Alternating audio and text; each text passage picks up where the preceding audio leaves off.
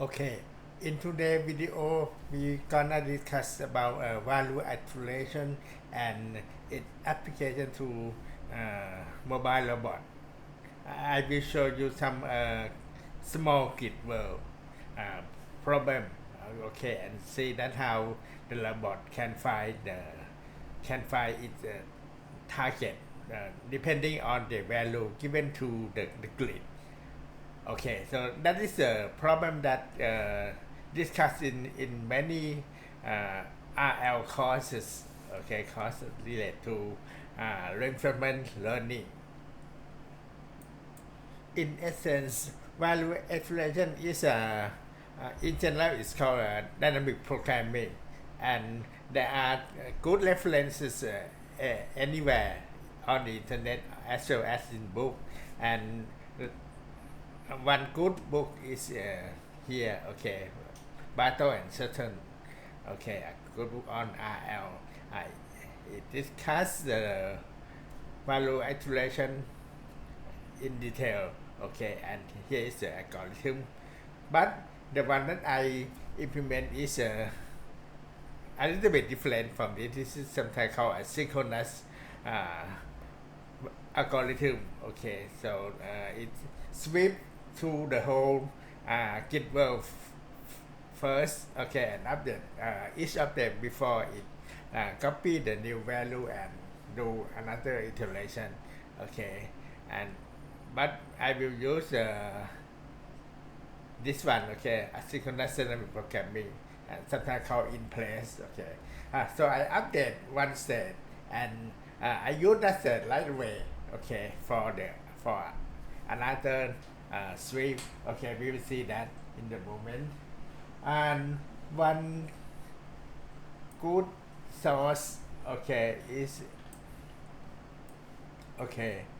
Here is another website that talk about value acceleration, and this is quite informative. Okay, I gain some knowledge from this, and I use this algorithm. Okay, no, that is the policy iteration right here. Okay, so you can see this website by yourself. Okay, and I use this called the Bellman equation, all right, to update the value. Okay, so let's see the grid world. Okay, in this notebook I developed a small grid. Okay, 6x6 grid world, and I use some of the previous code from my previous video. Okay, and here I define a class for 6x6 grid world that has all of things in here. All right, so it's how to solve value addition for a 6x6 grid world, and it is quite a long code because I want to define grid the way that I want. Okay, I don't want to fix it to one single problem. Okay, and so that become quite complicated because I need to cover all the cases right here. Okay, whether the robot move north or south or east or west, and where is the obstacle, where is the reward, where is the negative reward. Okay, we can define this by ourselves. Okay, so it's become quite a long code. We will see how this works. Then I will have the TK GUI to cover the grid world. Right now we want to talk about value acceleration first, and then I will link this to a robot. Okay, an embedded system that simulate on Wokwi. All right, and we connect the two together using IoT communication. Okay, via the MQTT. All right, but that is the second step. Right now I want to show you this one. Okay, so at first I don't want to connect to the robot, so set this flag self.online to false, so that I don't need to connect to the MQTT. Okay, so let's run this, and here is the interface.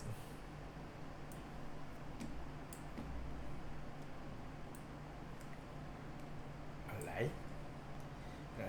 Right now I have a blank grid. Okay, it's a 6 by 6 grid, but nothing in it because I haven't defined anything. Okay, so I can use this define grid here to specify. Okay, for example, if I want some reward grid of 10, okay, 10 reward, so I say, oh, I need to click on this first, specify terminal, then I can, alright,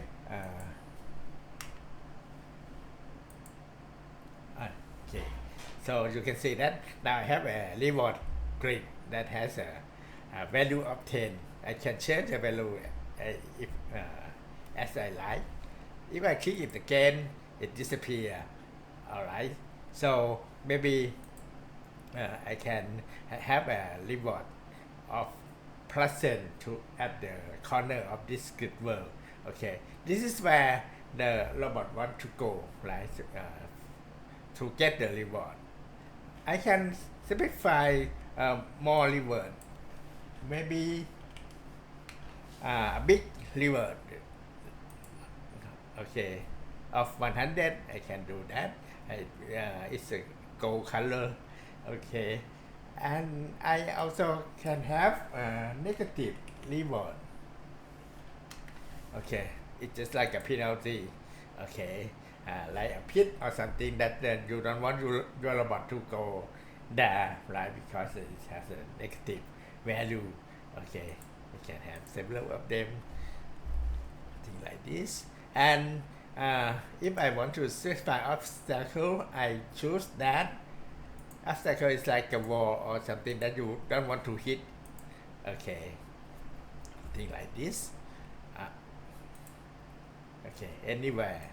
If I don't want that, I can click it again. So you can see that I can define the grid the way I want, right? And then I need to save first. Okay, so git definition save. So this is the grid that I want to work with. And if I want to solve a value iteration, I don't want to go into the detail of the algorithm, okay, because it takes some time to understand it. But you can read the material somewhere and then experiment with the program here. Okay. For example, I can step to, okay, I can step to the algorithm, and let me refer to the material. Where is that? Here you see from the Bellman equation that the value for one set, okay, this is for set S, can be computed from the reward, okay, reward of the set, and gamma is called the discount factor. It means that the reward that at present may reduce in value when time step, okay, when time goes by, right? So if this is less than 1, then it the value is less and less, just like our money, right? So we can define that called gamma discount factor, and also we have a probability of the action from one set to another set. Okay, so this is more like a, for example, suppose I specify p equal to 0.8, it means that the probability that I go to the design state, to design next set is 0.8. But it can go to the left or to the right of probability 0.1. Okay, so this is so I call the probability of action through the design and next step. Okay, and this is the value for next step. All right, so in Bellman equation it's kind of recursive. Okay, so first we initialize the v of s for all steps to some value. Okay, and 0 is the one that is used quite often, though it can be any value. Okay, and so if you want to understand that, you can do this value iteration like here, and you simplify gamma. This is default to 0.9, and the probability of action is 0.8. Okay, this is the default. And if you want to see one set how it how the value is updated, okay, I can click show value here, show value, to see that initially it is 0 for all the set. Okay, except for the obstacle grid. Okay, there's nothing to do with that, and I shouldn't print it on the reward grid. Anyway, if I click on one step, you see the value can propagate. Okay, from the reward, from the reward, positive and negative one. All right, and we see that for the in-place algorithm, the update is, I think, is quite faster than the synchronous method. Okay, because when you update one set, then you use that set right away for the next update of the other set. Okay, so you see some value change, and I can set on. Okay, you see the value keep on changing until for some iterations the value begin to settle. Okay, the change will become less and less. Okay, so we can set a threshold that when the value or the value change is less than some epsilon, for example 0.01 something, then we should stop the iteration because it converts to some optimal value. Okay, you see now the change become less significant, right? And after some time it tend to stabilize. Okay, to some value doesn't change much, or I can just solve it. If I click solve, then it solve the problem and give you the optimal value. Okay, right way. And from this value, if you want to get the optimal policy, often called pi star. Okay, the policy from one point, if robot start at one grid, okay, how it can move to the reward. Okay, maybe the big one or the small one. So it uses the way called move greedily, right?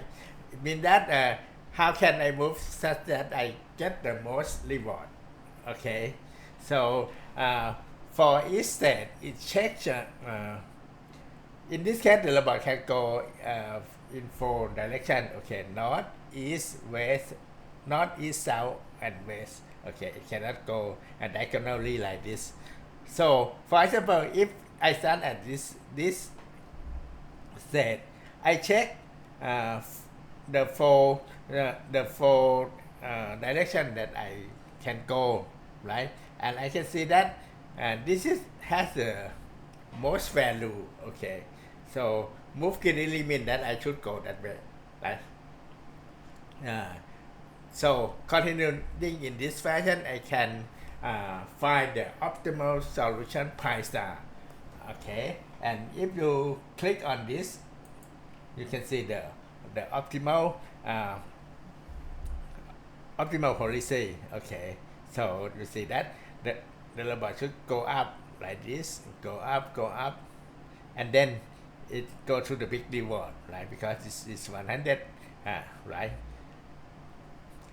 So you can see that wherever the robot start, it goes to the big rewards. I think all of them, like all of the state, okay. No matter where you start, okay, go to there, right? Because it's a big reward. This depends on this factor as well, okay. Later on, we will see that if I change this parameters, okay, the discount factor, then it can change its policy.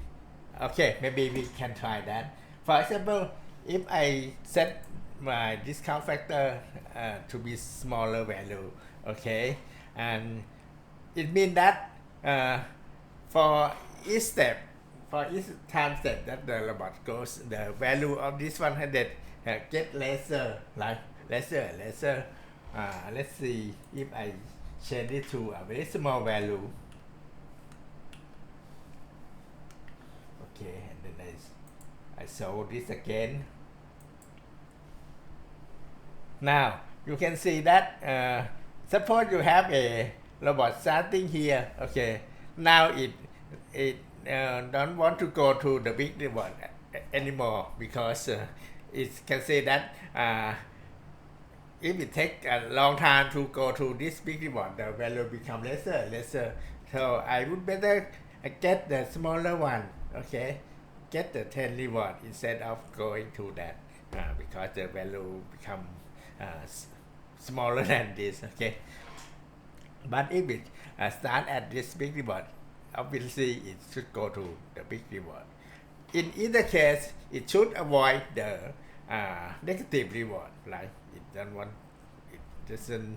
want to fall into the pit or something bad happen if it lists that set. Okay, this set that has the reward is called the terminal set. It means that when the robot reach that set, it stop, okay, and the episode ends, right?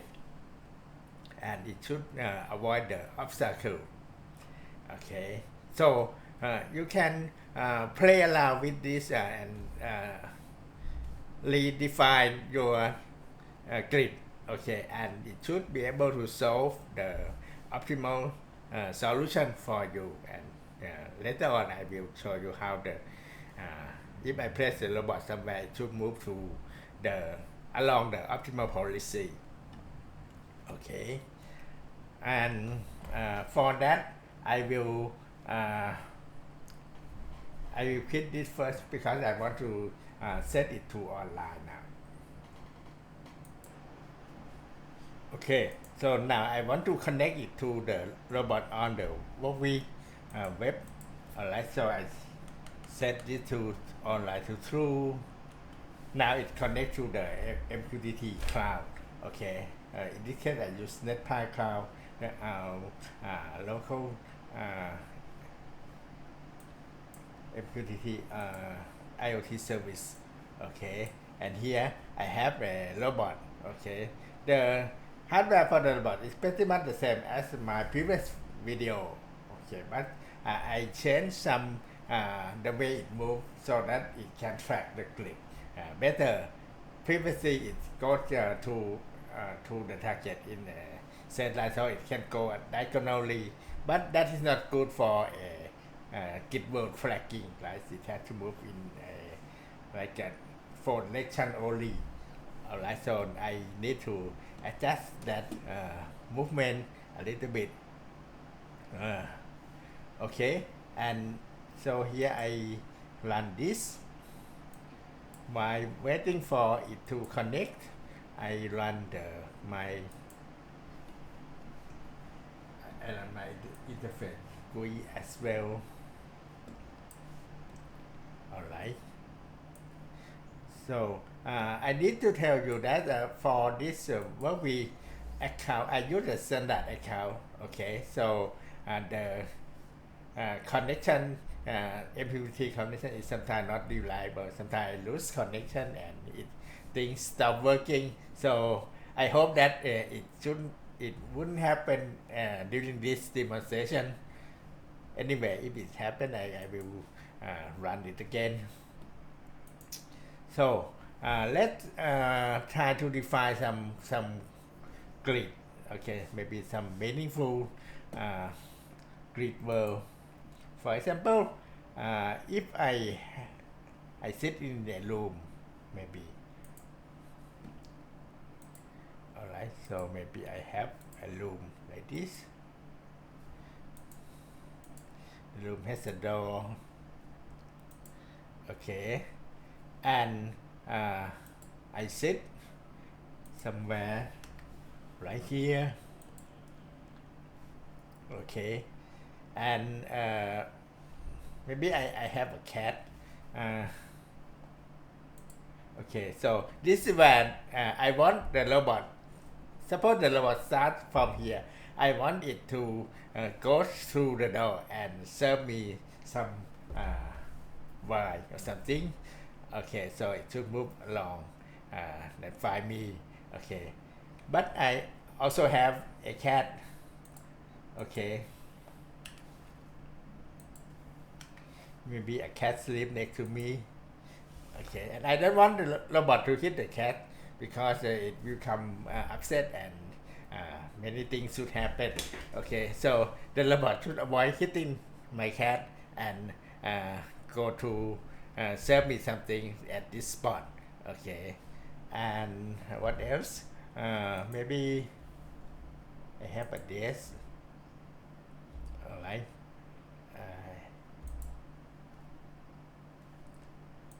Refrigerator, or maybe too much. Okay, so I think to give you some idea, I think that's all.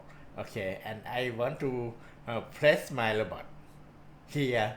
Okay, first of all, I need to save the grid world. Okay, and then let's start with this value of gamma and the probability of taking action. Alright, so click on this and solve it right way. I can find optimal solution in 25 iterations. That's fine.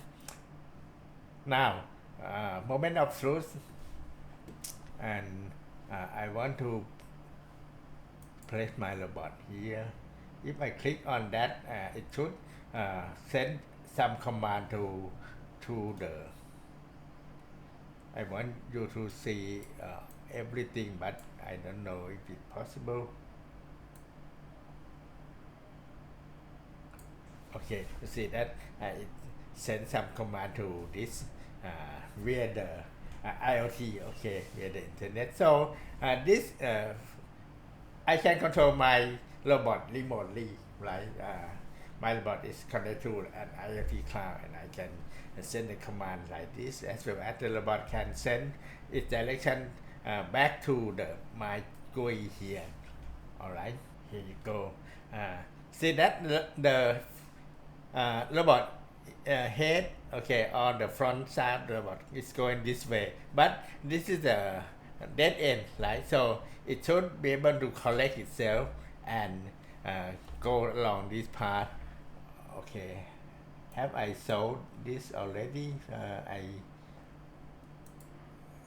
If I click, okay, you can see that the option policy should go this way. Okay, so let's move this robot along path. Maybe I adjust the speed a little bit so that it become faster. Okay, but I cannot move very fast because it's gonna hit the wall or some obstacle. Alright, So when I click move along pie star,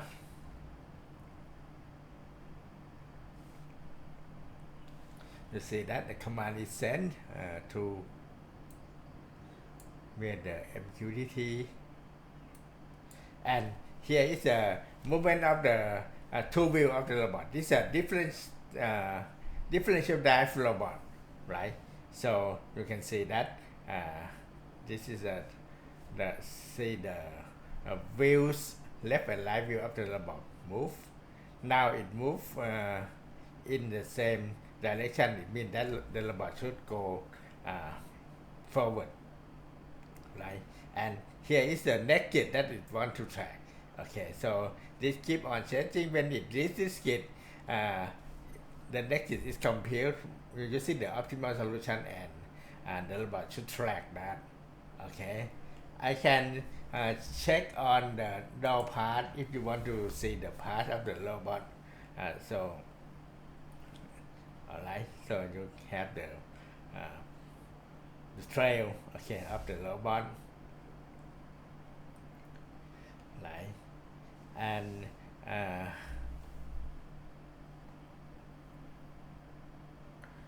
okay, I have just finished this program, so I'm not sure that it has some bug or not.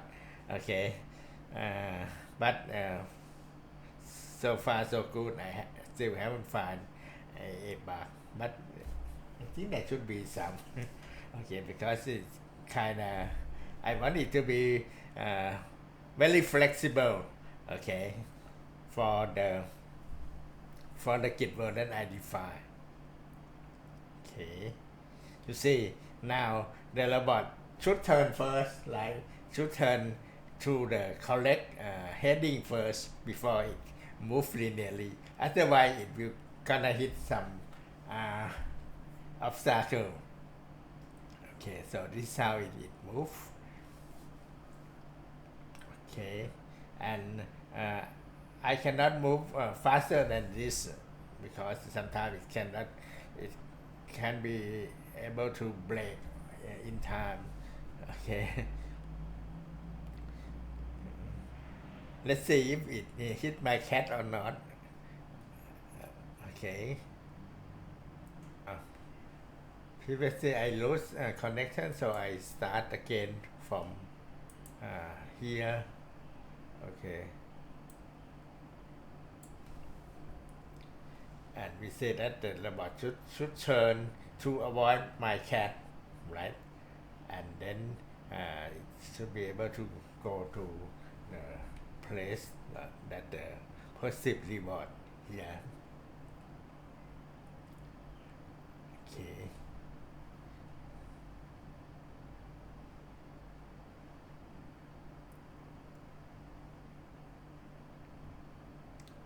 Now I can see some overshoot. It may be because I showed this linear velocity too much. Okay, so it overshoot, and I don't like that because it could hit something. I should reduce the linear velocity a little bit more. Okay.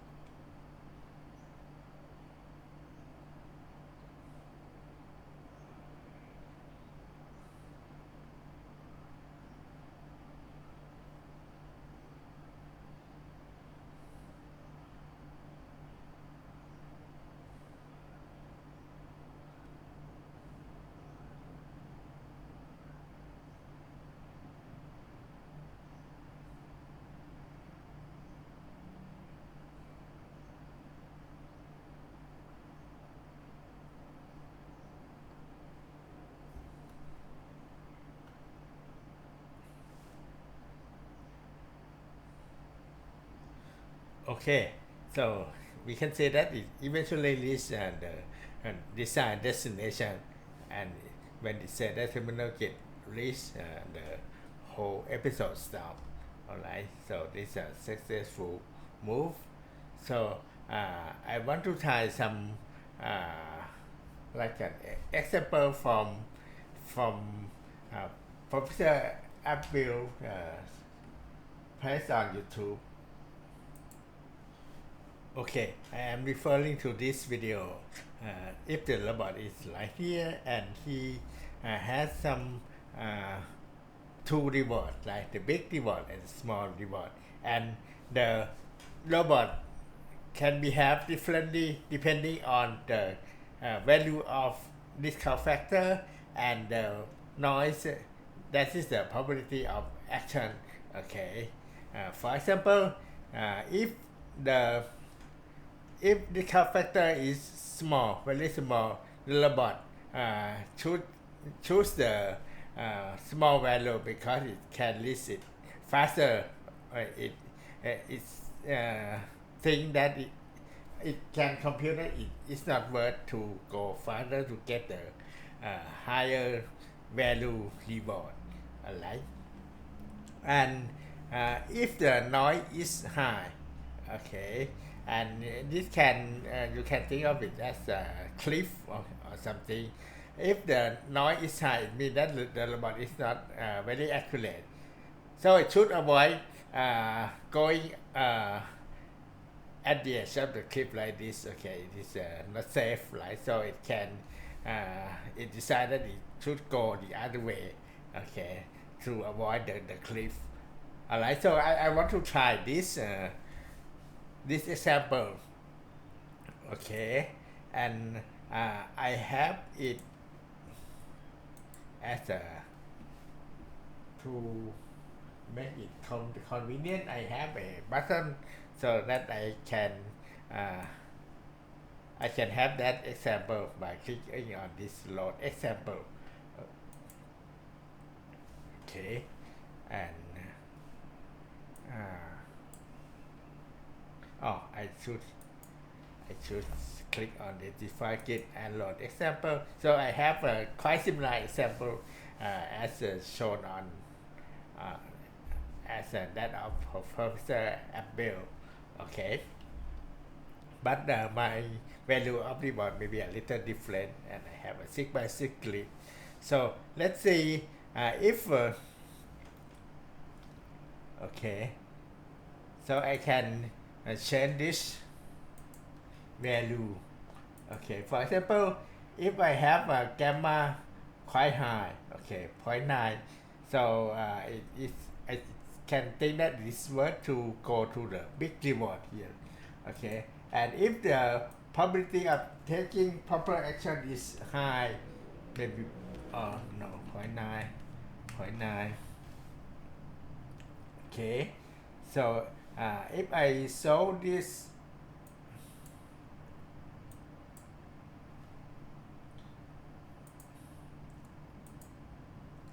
okay, and I check the optimal policy. You can see that if my the robot is quite reliable, right? So it can have a very accurate.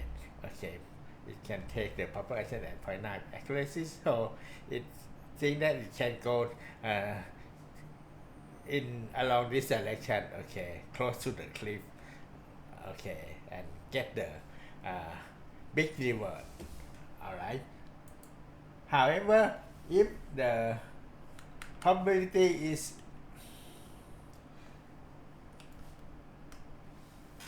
poor, okay, the probability is not very accurate. It has a lot of noise. Let me reset that. And if I show this, you can see that the robot choose to avoid the cliff. Okay, if it is placed in this cell, it avoid the cliff and go along this way. And also, if the gamma is small, it means that my discount factor is small. So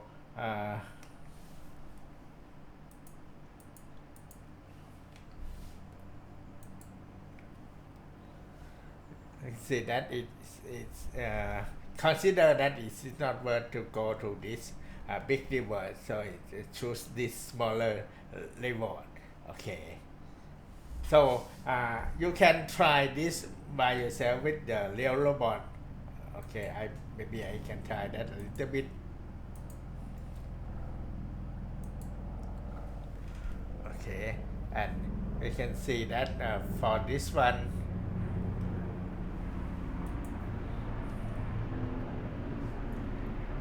it take the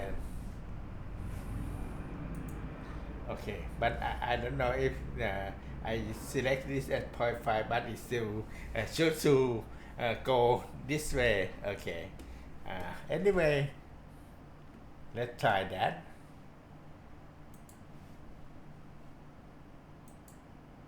Make sure okay, maybe I face the robot in the clip direction like this. Okay, but it should avoid the cliff. Okay, and move along pie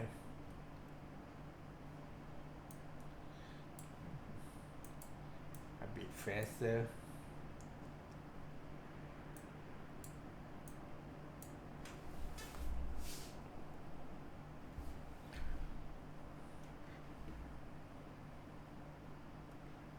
Okay, so I think it depends on the value of the reward as well, because I have this value different from the YouTube that Professor Abdul. I think he chose this as 1. Okay, but I chose 10. So maybe the robot think that the robot is big enough, so it was risking going along the cliff like this. Okay, but you will see that it choose the smaller reward because the discount factor is small. Okay,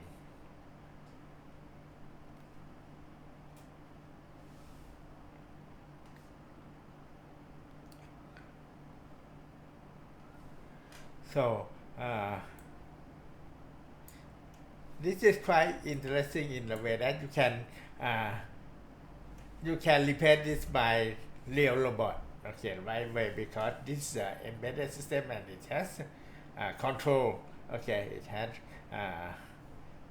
inverse kinematic, right? So it can change the linear and angular velocity into the wheel velocity and drive the robot towards the direction to the target. Okay, to the target.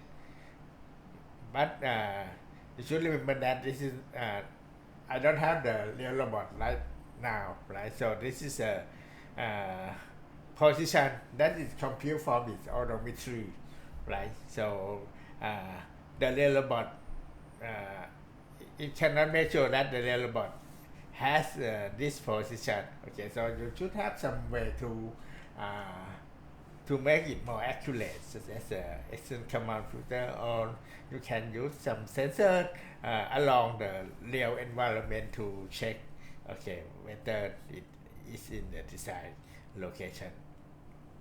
Okay, so I think this clip is quite long enough already, so I better stop at this time. Thank you for watching.